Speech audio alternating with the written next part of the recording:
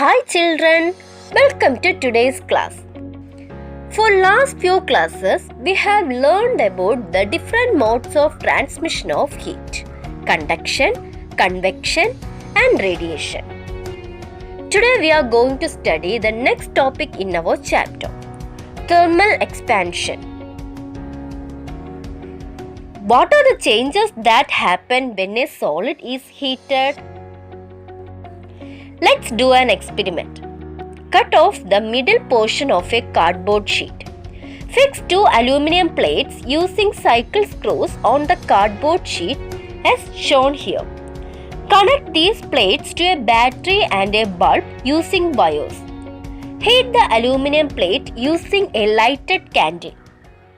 What do you observe? Yes, the bulb glows. While heating, the aluminum sheets get heated and it expands.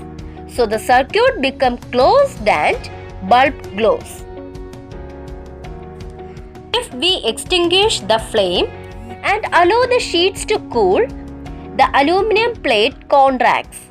Due to this contraction, the circuit is opened and the bulb stops glowing. What do you understand from this? Yes. Solids expand on heating and on losing heat they contract. Let's do another experiment that proves this point. Collect the equipment as shown in the figure. Pass the metal ball through the ring and it passes exactly through the ring. Now, heat the metal ball over the flame for few minutes. You will be surprised to see that after heating, the ball does not pass through the ring. The size of ball increases. Now, allow the ball to cool down to room temperature.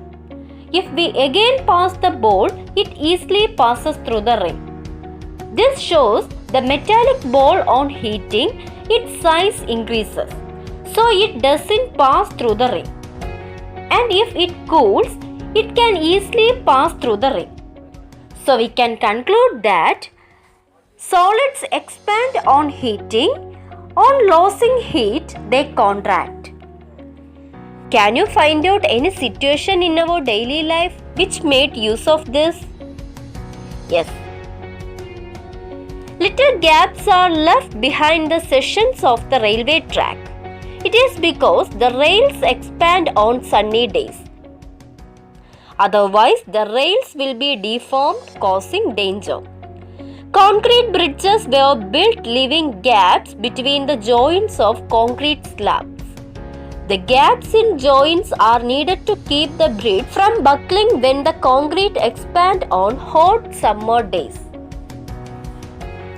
Do liquids too expand on heating? Let's see. Take a big injection bottle filled with colored water. Make a small hole in its rubber lid. Remove the metallic portion of an empty pen. Refill and fix it into the hole. Keep this bottle partially immersed in the vessel containing hot water. What do you observe? Colored water expands on heating and it comes out from the injection tube. Remove the bottle from the hot water and let it cool for some time. Then the liquid level falls. This shows liquid also expand on heating and it contract on cooling. The laboratory thermometer and clinical thermometer works on the basis of the ability of liquids to expand and contract. The bulb at the end of the thermometer contains mercury. There is a narrow vacuum tube adjacent to the bulb. Measurements are marked on the tube. Clinical thermometer is designed only to measure body temperature. Laboratory thermometer is used to measure temperatures below 200 degrees Celsius. In clinical thermometer, the marking is usually from 35 degrees Celsius to 42 degrees Celsius. While in laboratory thermometer, the markings are from minus 10 degrees Celsius to 110 degrees Celsius.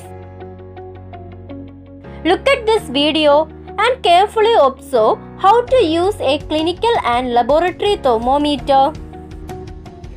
Clinical thermometers are developed for measuring human body temperature. The normal human body temperature is 37 degrees Celsius, which can fluctuate between the ranges from 35 degrees Celsius to 42 degrees Celsius. The level of mercury tells our body temperature in degrees Celsius.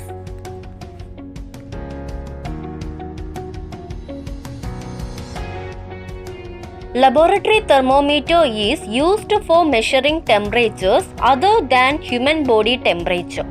That is, it is designed for lab purposes such as checking boiling point, freezing point, or temperature of other substances.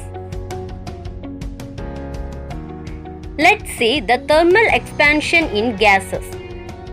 Fix a plastic tube in the lid of an injection bottle. Immerse the free end of the tube in water taken in a vessel.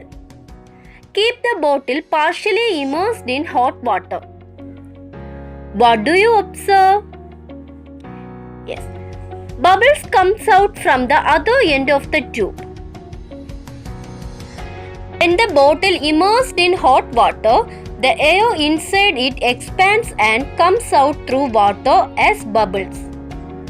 When this bottle immersed in ice water, the air inside the bottle contracts on cooling, and the water from the vessel moves inside the bottle through the tube.